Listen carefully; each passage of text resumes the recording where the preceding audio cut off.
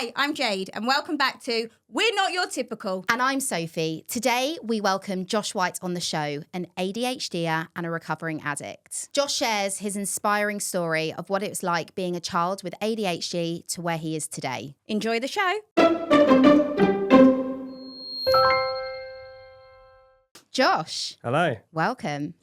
Thank you so much for coming on our show. Thank you for asking me.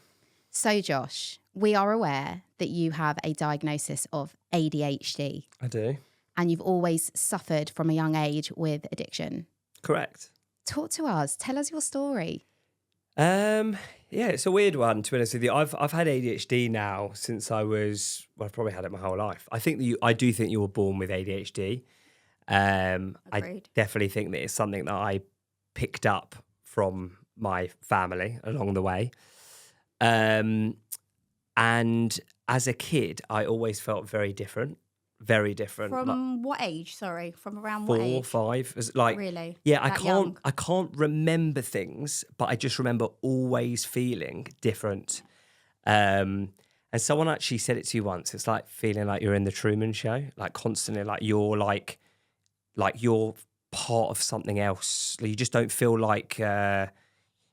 It's weird. As someone with ADHD, I look at normal people without ADHD, and I feel like a day to them is just a day, whereas me, it feels like there's like 5 days in a day. I can't explain it. Yeah, I feel like just to get through one day, there's so much strain on me, and I felt like that from a very, very, very young age, and I always felt very out of place. Did you mask a lot? In what sense? I don't think you masked a lot. Did you mask the isms, the things that maybe made you feel but made you feel different towards others? Like when you were around the typical person, did you ever try and fit in and mask how you really felt? So Sophie said that she didn't think I was, because I'll be honest with you, I know she's known me for a long time, as have you, Jade, and I think that as a kid, I wore a mask, but I was everyone's friend, okay? I was always quite, sociable and a bit crazy, but my mask was, I was scared of that anyone would see the real me. So I became a bit of like, and this is actually quite typical in ADHD, I started to act like a rude boy, and like people, like, I wasn't a rude boy. Yeah. I was literally just like a Northwest London kid, but I acted like I was. And I think that it's those things that I put on a mask because I didn't want anyone to know the real me, which was actually just a scared little boy who basically I didn't want anyone to know that I was that. And, I think I got diagnosed when I was 11 years old, but from the age of about 10, from about 8 to 11, I was doing things that no other kids were doing, like really severely misbehaving. I've always been a class clown, like completely and utterly obsessed with people seeing that I'm here. The Joker. I was always the Joker.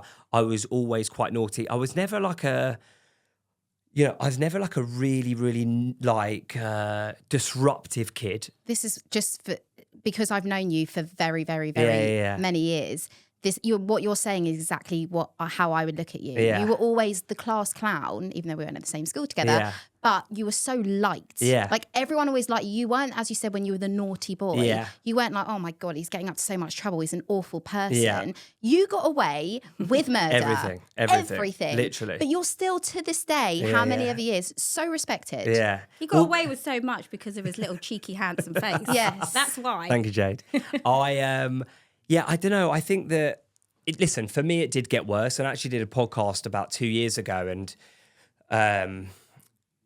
I actually had a lot of people that grew up with me calling me up after it, being like, I didn't know that that's what you went through. And that's because a lot of it was hidden. Yeah. And, this mask was a big thing for me. And, when I got diagnosed with ADHD, it was really, really painful because at that point, and when we're talking we're talking over 15, about 20 years ago, ADHD was looked at as like, if you had ADHD, you basically...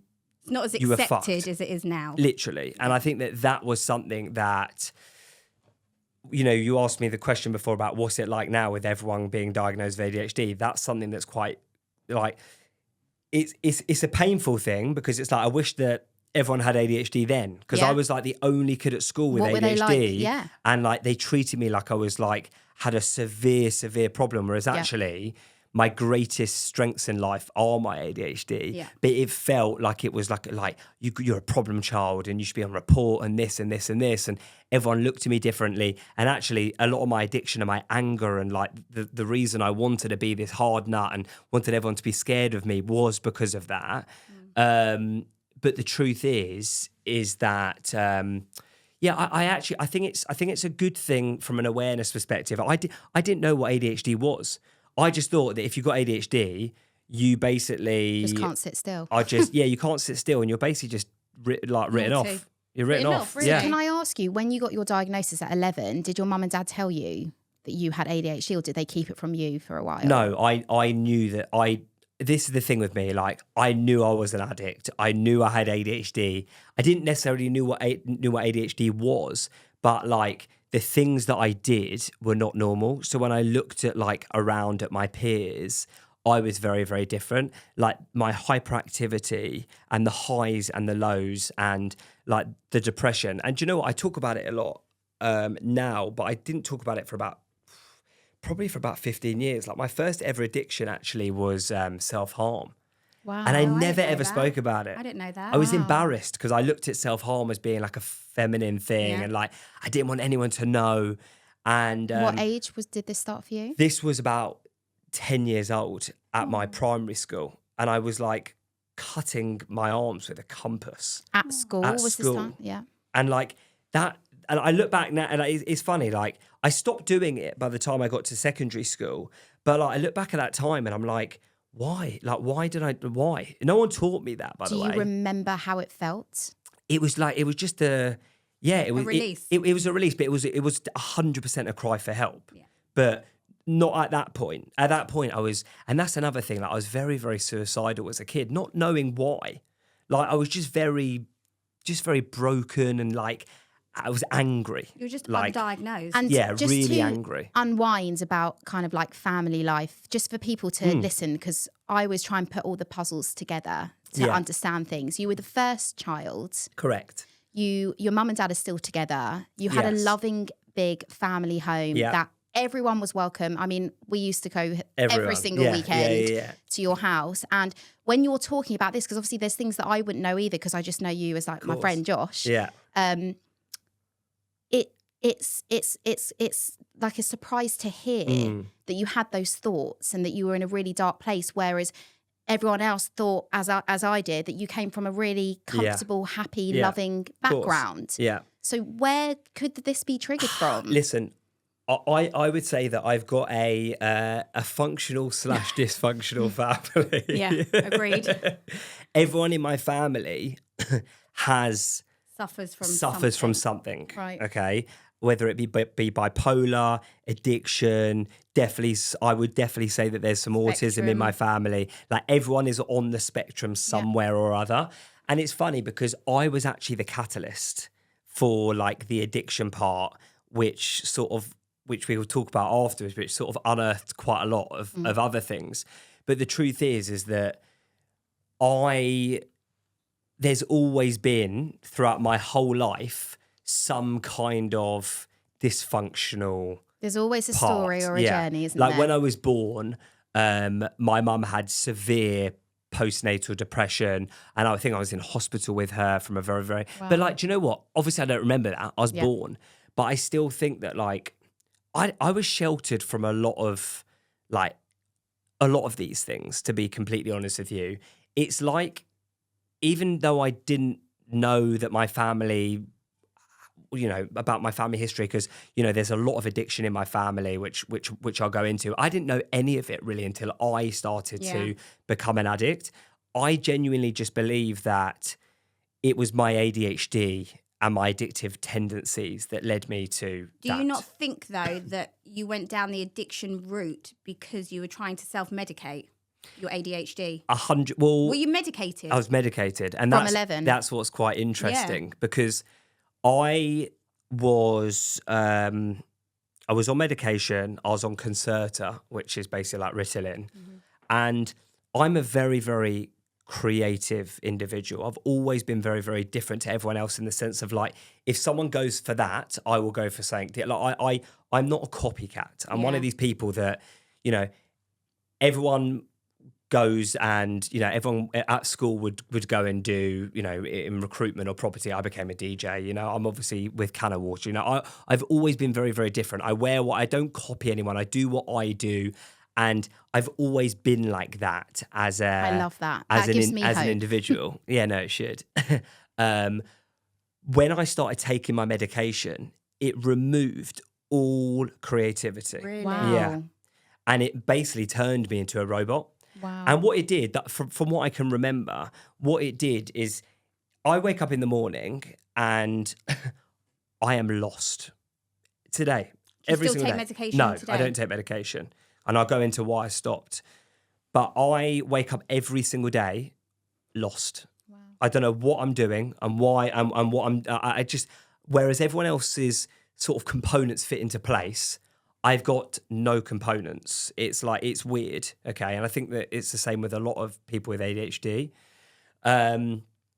If I don't get some kind of dopamine fix, whether it be like an ice bath or this morning I went on a walk, listening to music or a podcast or something, if I don't get that in the morning, I am literally like fucked for the rest of the day. Wow. Yeah. And I need that. I really, really need that. And music is a massive, massive part of this and my journey and art. And when I went onto medication, I didn't wake up lost. Everything just fit. Yeah. Okay. That was good.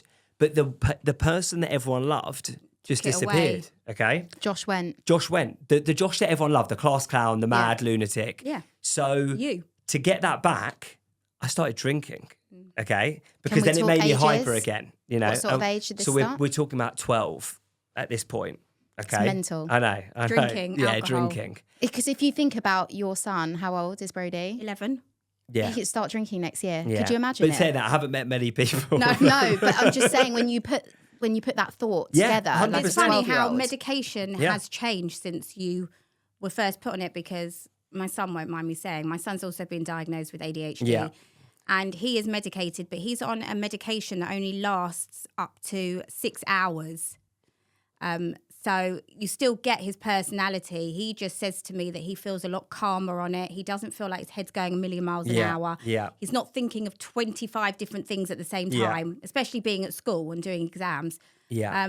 But I can definitely tell when it's worn off, the Yeah. difference it makes. And listen, it has changed. And funny enough, like this is something that I've actually started to want to look more like back into, because things have changed.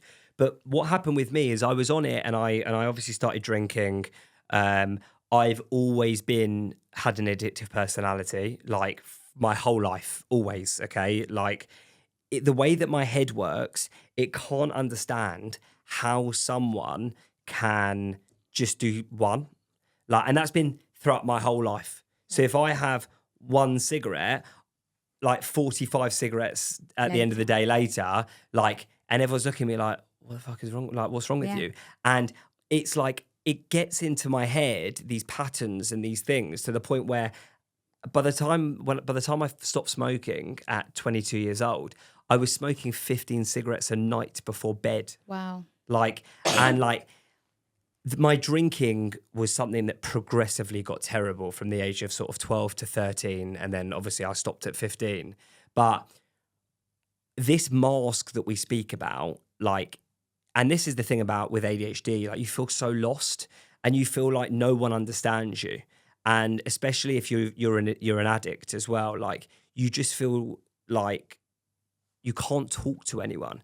So yeah, essentially, I was on the medication. I started to drink quite a lot. Do you remember your first drink and where you were and who you were with? Not really, no. You don't remember that first one? No, but what I do remember is that all the pain that I was in and all of like the anger and the, the suicidal thoughts and the feeling of feeling lost just disappeared. When you were drinking? Yeah. When That's you were what drunk? I remember. Yeah. Yeah. And, I'm very close with my grandma, and she had cancer at the time. And I think And my mum also had cancer, and I had anyone that knows me will know that there was a lot of illness in my family, a lot of cancer, and I basically just I just drank to numb the feeling. Yeah. I didn't drink to get addicted, but after 6 to 8 months, I just physically could not stop. And then for the next sort of 2.5, 3 years, it basically just spiraled out of control. And I went from being like this lovable human being who, even though I had ADHD and that was... You can still be lovable still with be ADHD. loved. People still loved me for... And the funny thing is that everyone just loved me for... I was always trying to change me, and this is a crucial part of it. No one wanted to change. Everyone just loved the me. And that's what that's important to the me today. Yeah. Because I'm not medicated, and today I needed to be medicated then. Especially for school, funny enough, because the concentration thing was horrendous. Yeah. But I just wanted to change me constantly, and it's funny because even today, whether it be going to the gym or whatever it is, I'm always, it's a tendency always to just change the way you feel. And I just, I went from being this person that I would turn up to the party and everyone loved, to being the person that no one wanted to be around. Okay. When you were when I was drinking, I was drinking 3 bottles of vodka a day at 15. Drinking out of literally plastic Evian bottles. That's probably why I don't drink out of plastic today. We don't use plastic. And I just hated life, genuinely hated life. And in those sort of 3 years of me drinking, from the age of 12 to 15. The trouble, just the shit that I would get up to, and the friends I'd be friends with, and it just goes back to this thing. I just wanted everyone to fear me. Yeah. I didn't want anyone to know. You didn't want anyone to get too close to you. I didn't want anyone to, I just didn't want to get vulnerable. And it's funny because today I'm so open, and people are like, whoa, you're so open. And it's actually because I spent half my life just hiding from people. Yeah. We just have to make this a bit comical. We went on holiday. I don't know if you remember. There was a lot of us on that holiday. Part of it. Yeah, there you go. There must have been about 15 families. We all happened to be in the same place at the same time, not all planned together. Yeah. And I don't even know how old we were, 12, 13. Yeah, 13, just 14, very, very drunk. Yeah, that holiday, it was in Turkey, was probably the worst. That was my worst time. I have amazing memories, but horrible memories of it, where I was just drunk the whole trip. And I don't know if you remember, I dyed my hair as well. Yes, it was bright yellow blonde. Literally. Tips. Yeah, literally. Yeah. And I was just drunk the whole time. And it got to a point where I couldn't do anything without being drunk. My whole day, even when I was at school, wherever I was, I needed to be drunk. So were you drinking at school? At school, yeah. Did you take drinking with you? Yeah, and it was funny, without someone that we all know, a friend of mine growing up, who basically asked for a water, and I basically said no, and she stole it out my bag and drank it and realised it was vodka. Oh, gosh. I wouldn't have basically got caught. Thank God you did. And your parents had no idea at this point. No, I think that there were. I remember times when my parents were. Listen, I was 15 and everyone was getting drunk. Yeah. But I was going home and I would crack open more and more and more, and I would spend my evenings just drinking by myself. And I just have vivid memories of me just walking around where I grew up, just drunk the whole time. So my parents didn't see it. I would hide it, but I can talk about this today, and I'm ashamed, but I stole a lot of money, to fund my addiction, which I continue to, paid for it now, but I continue to sort of pay back just above and beyond because I feel sick about it. But I would have done anything to have got drink or, and that's what happens when you're an addict. It doesn't matter about anything else apart from getting that drink or whatever you're addicted to. It doesn't matter that you're stealing from family. It's just that focus. 100%. And so when you asked the question of did you know, when I looked around, I didn't see anyone else that was doing this at 15 years old. So in my heart, even though I wouldn't have probably have wanted to admit it, I could easily turn around and say, well, my friends aren't waking up in trolleys in the middle of London. My friends aren't waking up on the side of like a train track, literally on the yellow line. You know, I'd wake up in like bushes, like before school. And like, now that you're a dad, yeah.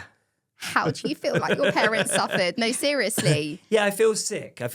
But you know what? Like, I don't think a lot of it you couldn't control. No. Yeah, I think don't also think you did it on purpose to be naughty. I think you couldn't help yourself. Yeah, exactly. And also you've got to remember as well, my mum was an addict. Yeah. Like my sisters are, you know, are addicts. So and also like, you know, when I went into rehab, so I went into rehab at 15. Whose choice was that? Yours or Well, I actually no. I had a load of friends of mine sleeping around, and my dad told me he was taking me on a trip. I was paralytic. And I just thought I was so drunk. I thought we were going somewhere. And then halfway through the car journey, he basically told me, "We're going. I'm taking you to rehab." Anyway, I've kicked every single one of his windows in his car, smashed every single window, which I hardly remember, to be honest with you. And the next minute, I've woken up in rehab. Wow! It was 15th of July, 2006, and probably like the scariest, but the best thing that's ever happened to me. But you know, and thank God that you had your dad and your family to support 100%, you, because definitely. if you didn't have, lots of people don't have that support. Well, a lot of people don't know this, but my cousin died of heroin. I never met her, but my other cousin Tracy, she was like, at the time, I mean, she's phenomenal. She's probably now like 26, 27 years clean, but like she was in recovery, and you know, my parents didn't really know what to do, but I was lucky that I had that in my life, you know, because she really, really sort of like, I looked up to her, and she sort of explained it to me, because like being an addict and having ADHD is like being in fucking Narnia. That's the way that I'm being serious. Like, and this is the one thing I would say about both. If you and this is something that's really difficult, and this is why I think that this is my pro about what's going on in the world at the moment with everyone getting ADHD, is there's a lot of people talking about what it is. You know, I would do things that, as an example, I'd be speaking to you right now, and I'll just forget a word, and I'll be like, I had no idea why I did it for so many years, and I feel like now I might follow an ADHD Instagram page, or I might follow, you know, a podcast or whatever. And then I'll be like, oh, I do that. That's what I do. And there's never been more understanding of what ADHD is. Yeah. And when I got diagnosed with it, there was nothing. Yeah. It was just like, you're naughty. Yeah. That's it. And I think that is something that is really, really bad. So going into rehab and learning about why I was the way that I was horrible and tough, because I'm a 15-year-old kid. I'm sitting in a fucking rehab with 50, 60-year-olds. Yeah, okay, petrified, crying myself to sleep every night. Yeah. It was the only rehab in the country that would take on people under 16. So I was by myself, segregated in like this wing, around people that were not well. And, you know, I was very, very scared. But every single thing that every single person said in group therapy, I'm sitting there thinking, fuck, this is me. Yeah. This is me. So like, and at that point, like, even though I was there for my parents, I was petrified. These people were the most fucked up people I've ever met in my life. And they're telling my story in their own words. How lucky are you that you were so young to be able to deal with that then? Because there's people that 100% aren't that young. I mean, everyone said the same thing to me. Like, they would cry in my arms, like these old, like 50, 60, 70, 80-year-olds being like, please just get it and keep it, and just know, because, you know, they have ruined what they believe to be their life. And, you know, being in rehab, I was there for 4 weeks. It was just the most horrible thing ever. All of my friends were on camp, and they would do it. They were away for summer, and I was there. And, you know, I remember being on a call with a good friend of mine, and she was like, oh, we were at a party the other day, and everyone was there, and there was like 150 people there, and someone screamed saying, Josh White's in rehab. And I remember like literally just my whole life just crumbling. And I couldn't, you know, the old me would have gone and fucking tried to have done something, because that was this crazy mentality that I had, but I couldn't do anything. I remember smashing up like half of the rehab, being angry, and that's a massive part of my journey, is the anger, which, like, you know, is something that I'll come back onto because I'm a different person today. But being in rehab was horrible, to be honest with you, really painful. So what do you think changed it all for you? When was the turning point for you that you accepted or got on with it? Or I didn't really for like another few years, when like me, you know, when me and you were like, you know, were inseparable. But like I sort of like came out of like treatment. So let's just explain how we know each other. Well, you can do it. You go. Okay. I'm also a recovering addict. Yeah. And I met Josh in the rooms. Yeah. How many years ago? Well, when would you have come in? I think I must have been in my early 20s. I think that it must have been like 2008, 2009. Yeah. Something like that. So how many years is that? Well, I went in 18 years ago, so it's probably about like 16 years ago. 16 years ago. Yeah, that's where we met, basically. Yeah. And my husband. And I mean, those times, that first 2 years in recovery saved my life. Yeah. And I think it did that for a lot of us. We had a really, really close circle of friends that just got us through everything. So I think for me, because I was so young, it has saved my life, but it didn't then. Yeah. I came out and I was just angry. And I was sitting in AA or AA meetings with my hood up. I was angry. Everyone would speak. I just didn't want to talk to anyone. I just... and obviously, like, you came in probably like 2 years later, but like for my first 2 years, I was so angry. I didn't want to be there. My friends were out like getting drunk, and I couldn't. And the truth is that when I came out of rehab, there was about 5 people that died, and there was about and the rest of the people, basically, it was probably about 20 of us, and the rest of them all relapsed. Wow.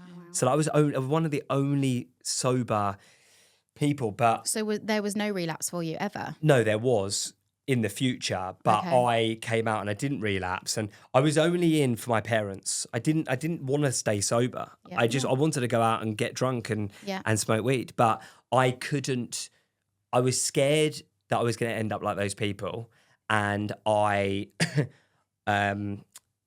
was there for my parents. Another really, really big thing as well is that they pulled me off of my ADHD medication. Who, mum and dad did? No, the doctors. Okay. Because, the rehab. Yeah, because they believed that's what drug? triggered my addiction. Oh, wow. At the time. Because a lot of the medication back then was highly addictive. Yeah. Wow. Highly addictive. So they believed that that's what triggered it. And I get that. It was very, very, very addictive. And I think that if I hadn't have gone into if I hadn't have drunk, I just would have taken more of that drug, basically. So came off of the pill. So at this point, I'm literally stone cold sober. Wow. And stone cold, no ADHD medication, no drink, no drugs, smoking 30 cigarettes a day at the time. Climbing the walls. I was in a bad place, and all I could turn to was anger. I was so angry. And this is something that you'll find with a lot of ADHD, autistic, bipolar addiction, is that, like, because you're unheard, okay, and because you're like, you feel like you're a minority, and the schooling system, especially for me at that time, was not built for me, okay? I wasn't part of. So I was just angry. And I came out of rehab, and for the next 2 or 3 years, I was just angry. I got in some serious trouble. Jade, you'll remember this, I was in court for 2 years for something that happened on my driveway. Yeah. Someone got severely hurt. I ended up basically, I didn't do anything, but I was in court for it and nearly ended up going to prison for it, which was for 6 months, which was petrifying, and I didn't, thank God. And that all happened when I was sober. And for those 3 years, I was just angry, fighting people, doing shit that why would I ever do it? And it's funny because when I tell people now this, like if they ask me a story, or whether it be like my wife, or like they just can't believe that the person I am today was that person. But that was me. I was not a good person. That's why you're so inspiring, and for people to listen to this, you've had the most hella journey. Yeah. And That's you only haven't half of even, it. I mean, but it's from, do you know what it is? It's all about, I keep going back to the mask. It's all about the mask. It's when you truly find yourself and you actually start to like you actually start to, Accept I couldn't yourself. spend one day by myself. One day. you had people over all the time. You were always with someone. Everyone asks now why. It was because I couldn't be. I hated myself. I hated everything. Sit with yourself, your head with everything. Exactly. So how do you feel today? Because I know you said that you still wake up and you still are lost and you still need something to get your day going. Can you do life on your own? I mean, you're here today on your own. I love me now. That's amazing. You know, so amazing. Which has taken it's a battle. Yeah.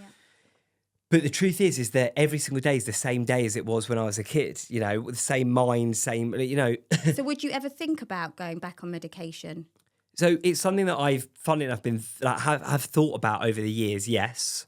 Am I scared? Yeah, I'm not going to lie. Yes, because I had a bad, it's not even a bad experience. I had an experience, okay? But the truth is that, and this is the important part of the message, is that ADHD is a skill. Okay, I wouldn't be where I am without it. It's not an illness. Yeah, and it's not an illness at all. And I speak a lot about ADHD on a lot of podcasts and to a lot of people. And the truth is that addiction and ADHD are very, very similar. Okay, and in my opinion, over the years, from speaking to people with addiction who have ADHD, it's like I need pick-me-ups. I need it. I need it every single day, a few times a day. Okay, if I don't get it in the morning and I don't get it at about 3 o'clock in the afternoon, I'm done. I could be falling asleep at 3. As soon as I get to the gym, I'm wide awake. I'm ready. It's the reason why a kid with ADHD like me could sit in a maths class and not listen to a fucking thing. Yeah. But then I'm in art or music and I'm like, I'm wired. Yeah. Or, you know, I was a graffiti artist and I'm drawing and I could draw for 7 hours nonstop. Yeah. I think it's the things that you like, you put your all into, and the things that you don't, you just can't be bothered. 100%. And that's why I say to anyone with ADHD, you need a hobby. You need your something. Passion. So for me, when I came out of rehab, even though I was doing it for my whole childhood since I was 11 years old, I threw myself into DJing because I was and am completely and utterly obsessed with music and art and culture. Okay, like if anything's like fashion or music, or if something's a bit, I'm obsessed, and I've been obsessing about it since as far as I can remember. And I think for me, my biggest fear was that I wouldn't be able to go to a club getting fucked with my mates. So what did I do? I just became the DJ at all the clubs that they were at. We used to come to all the clubs and you used to be the DJ. Like, that was my thing. But that's amazing that you could do that, as in you knew you couldn't go to the clubs and get fucked with your friends anymore. Yeah. So how else can I kind of fit in or still be that that main character in a different way? And so you used your ADHD and your addiction to make you 100%. To make something else. Do you understand what I'm trying to say? Yeah, definitely. And it's funny. I think that's a skill. Yeah, it is. And that's where, that's the quality of ADHD. Yeah. It's this hyper focus. I remember I was obsessed with Drake. And I remember there was a lyric that Drake said, and it was like, while all my friends are out partying, I make all the lyrics that they party to. So like, that is what I wanted to be. I wanted to be the person that was like, and that's what I became, you know, and that's what I've always done. I had an events company, you know, when I was 18 and, you know, was doing some massive events with like a lot of people in the grime scene.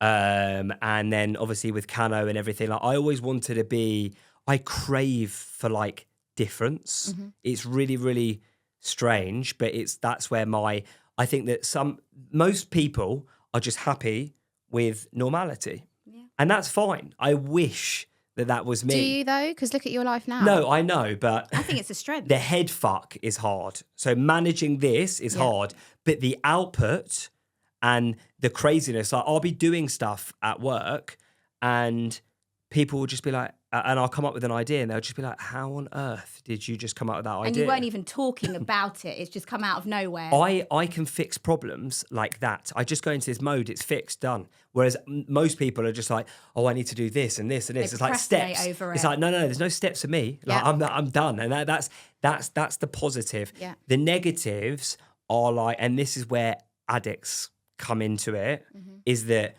when you want more, and it's like, you know, like you look at some of the most creative people of all time and they get into like the worst drug addictions, whether it be like Amy Winehouse or whoever it is. Yeah. That I'm telling you now, that is ADHD and addiction crossing. Their minds are working in overdrive, that they crave more and more and more and more and more, and they need more and more and more. And whatever they were doing is not doing enough. And I get that. And I have to, you know, for me, if I don't go to the gym or if I don't...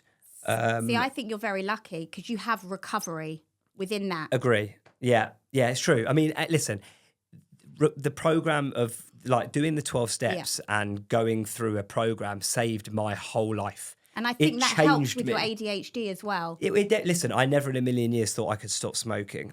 By the time I stopped smoking, I was on like 45 cigarettes a day. Everyone around me was looking at me like, what is wrong with you? It's disgusting. And I just stopped. One day I got so ill for about 2 weeks and I just, I couldn't do it anymore. When you stopped. Yeah, I couldn't do it. And everyone around me was like, well, if he can stop, you know, I can stop. And, you know, that is another superpower. Like there's a lot of things that I do struggle with. Food, massively struggle with food. And people look at me like, you struggle with food massively. What's your struggle with food? Just like overeating. Like massively. It's another thing that I could be embarrassed to talk about because it's something that, but the truth is it's important to talk about it. There needs to be more people like you. It's important. Well, I've learned that because like, you know, it's, and funny enough, I've learned that through, I've learned that it. through podcasts actually, funny enough. So it's so important because I'll hear someone talking about something quite open and I'll be like, you know, and you're right. That is like, you can relate to it. A big thing for me is around men's mental health, just around, like, I will sit with a group of boys and all they want to talk about is football and money and work. And it's all rubbish. And if you ask them how they are, they're like, oh, what? And they don't want to talk about it. I'm like, what do you mean? And actually, when you get to the bottom of it, they're fucked. They're not, you know, and that is the problem with a lot of people in the UK is that, and we are becoming a lot more open as a generation. But if people spoke a lot more, and that's the greatest thing about recovery, is that you're in a room with people. I've got a saying that strangers saved my life. You know, like I walked into a room, no one took any money from me, okay? And all they wanted to do was help me. Yeah. No one outside of recovery has that. You know, it's sad. You know, there are people that are suffering every single day and they're just talking to nobody. How lucky were we? We so saved lucky. each other's lives. Yeah. And that is like that's the Narnia of it. Yeah. You know, you're walking into a room that feels like no one knows that that's there until they walk through the wardrobe.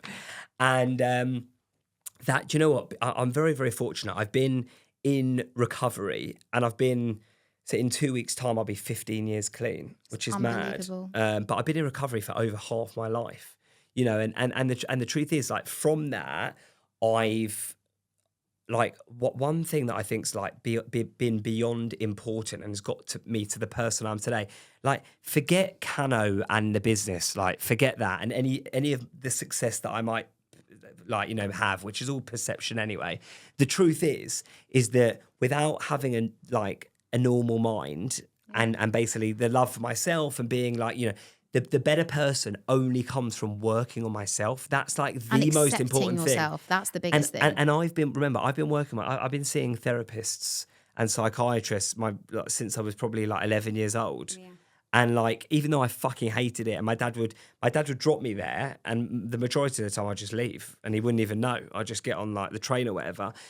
But working on myself is the greatest gift of all time. But do you feel like it's an everyday job? Like you have to work on yourself every day? I was up this morning at 6 a.m. going on a walk. I wake every single time I wake up, I'm like, I don't want to do this. And then there's something in my mind which says, get the fuck up and do it. And it's so important. And you're a better person for it. And that's the thing that I know now is that, like, going to the gym and like the feeling I get after having an ice bath, it's like the worst feeling of all time. But the Sounds feeling like hell. is hell. But the I've feeling done it. after, My husband's obsessed you know, with yeah, ice the baths. feeling after, all of these things, it's all about that feeling afterwards. And I always feel better. It's like going to a meeting, like an AA meeting. I'll walk in, I fucking hate life. I walk out, I feel so much better. And I think that this journey, like we live on this path, and I think that we're just navigating this path. But we live on a path that's a typical path, that's how people know life, whereas a lot of people in this world are not typical. But I do think that the world is becoming more accepting of it. Becoming more accepting, but if you don't change your path, if I didn't change, so if But you've got to want to. Yeah, you have to want to, but if I didn't change my path, who knows where you'd probably not be I'd be here. dead. And it's not, I'd be dead. Yeah. Factually, okay. I would have got up to no good. I probably either would have got stabbed or something for doing something stupid, but by being drunk, because the amount of stuff that I would do, or I would end up basically in prison. It wouldn't have ended well. No. And you know, it's funny without my dad as well. Like my dad's a very. Someone said to me something recently. Simon Squibb. I'm going to shout him out. He's a great guy. And he goes up to people and asks people what their dreams are. You've probably seen him on TikTok. He's amazing. Mm-hmm. Yeah. And I did a podcast with him recently, and he said to me, because he knew I was having a baby, he was like, babies don't do what you say. They do what you do. Mm-hmm. And it's so true. Yeah. I never did if my parents told me if they told me anything, I'd literally just tell them to piss off. Yeah. But I always followed in my dad's footsteps, always. Yeah. Speaking on children, do you have any worries or concerns that you might pass something to your child, whether it be genetically ADHD or addiction or spectrum disorder? Does that ever go through your mind? Yeah, all the time. You know, this has been a big thing for me. Funny enough, my mum's adopted, and in COVID, I found her real family. It was something that I really wanted to do, and I found her real sister. I connected her with her, and my mum didn't want to go on the journey because it was painful for her, but she let me go on the journey on behalf of her. That's an addict, that is. Yeah. And one of the main reasons is because I'm interested in like my bloodline. And and you know, there's a lot of autism in my mum's real side of the family. And there's funny enough, there's like a lot of entrepreneurialism as well. And there's a lot of sort of, I'm sure there's addiction here and there. The addiction is more from my dad's side of the family, but not knowing what. So bless you, you never had a chance. No, I didn't have a chance at all. Not at all. But what about your siblings? Do they have a chance, or do they all have something? Do you think? No, they've all got we've all got something. Yeah. We've all got something. Like, you know, he wouldn't mind me saying he's probably got a bit of autism. Yeah. I can see that. And I think that the truth is, he's amazing. We work together. Exactly. I love him. But yeah, do you know what the most important thing about me finding that bloodline was to learn for my daughter. And I saw a therapist in COVID, and one of my biggest things was being scared that like all the things that my parents have sort of put me through unintentionally. Yeah. My dad lost his dad at a very, very, very young age. My mum suffers severely with anxiety throughout my whole life, and it was quite dysfunctional, even though they were loving. They did the best they could do. They did the best they could do, but and again, they're such lovable, lovely characters. Yeah, exactly. But they didn't really know. I would say that they were child adults.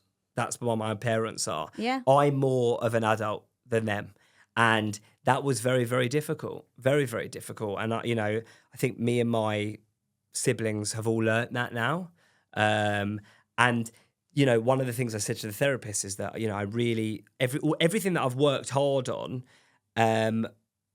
and my wife is very, very grounded. She's very, very different to me. Comes from a very, very different family. She's gorgeous, there's not a lot of dysfunctional. No, there she probably seems is, but very it's like not straight. Very, very like non-typical. You know, like she's always saying to me, like she hears stories about me. You know, we'll be out and that someone will see me that knew me when I was younger, and they would say to my wife, like, "You don't understand, the kid was a fucking lunatic when he was younger. How is he the person he is today?" Did she not know that's not really? A little bit. No, you know, she didn't know me, but only from what she's heard. And she's like, "Oh oh my God, it scares me. And it's funny, this therapist, I shared with him, I was like, I'm really nervous. And he said, what started with you will end with you. And like, that really was important for me. And that's like, I am very, very, very different to my parents. I love them dearly, but like, you know, I've seen growing up people their parents are alcoholics and they become alcoholics. And, you know, there is, you know, for me, it's really, really important that by the time I had a kid, that I'd learned enough about myself to be the best version for them. But I do feel that they didn't. Our parents at that time didn't have the support, and they weren't equipped. They didn't have the means like we do today. That's why it's amazing that my parents put me in rehab. Yes. Because like they didn't have to. The same. You know, they really, really didn't have to. And, you know, they could have just let, you know, he's 15, he'll be fine. And that is a blessing. Not at the time. But no, now but looking back at it 100%. And I think that, you know, I don't know. I think that I look at. So do you have worries? I do have worries. Yeah, I do. But my point of the whole overarching thing is that she has me. But it's a superpower. Yeah. It's not a bad thing. And I think the more open you are, the better. And I think that that's like having a good version of me is what will help her if she does have it, get through it. Because, and that's the thing, like I'm very close to my siblings. I'm very close with, you know, I speak openly about this every day. I don't hide from it. You know, I speak openly. So I want my daughter to know that, you know, she can talk to me. Well, knowledge is power. Exactly. Yeah. You know? But and support. Yeah. Listen, there are definitely tendencies there. She's fucking like, she's like. Oh, we've heard she's the most plastic gorgeous little girl. She is, but like September will be like, she's going mad now. And like, listen, I who cares? Like 100%. She's who she is. But like, you know what? Advice just beautiful. from us being parents of SEND children: don't do what we do and worry every day and look for things. Just enjoy her. Yeah. And you know, that's I think that is something that is what will be will be. That is it. What will be will be, and just accept it. Yeah. Like I think you can preempt everything and project into the future and create scenarios in your head.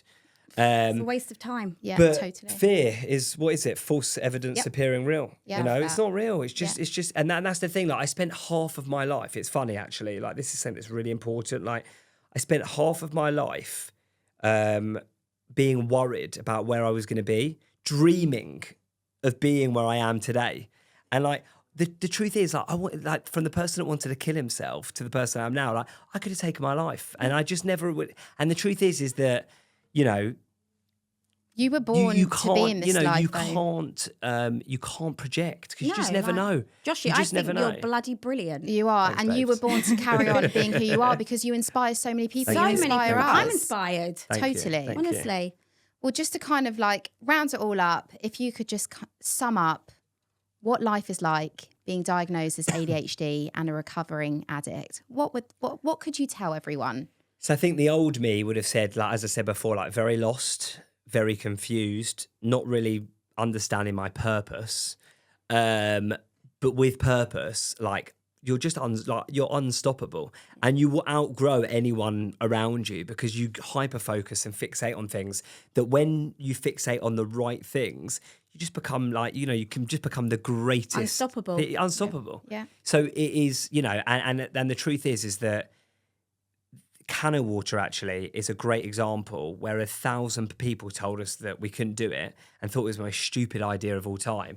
But it needed ADHD brains to come together and basically just be like, no, fuck that, and to have that ADHD naughtiness of like we're gonna do it, and the business wouldn't be here today if we had listened to normal people. Yeah, you know, I like to say typical people. The typicals, exactly. Yeah. So yeah, I think being abnormal is actually better. That's my view. So let's embrace that. Love that. Thank you so much, Josh. We love you. Love you. Thank you.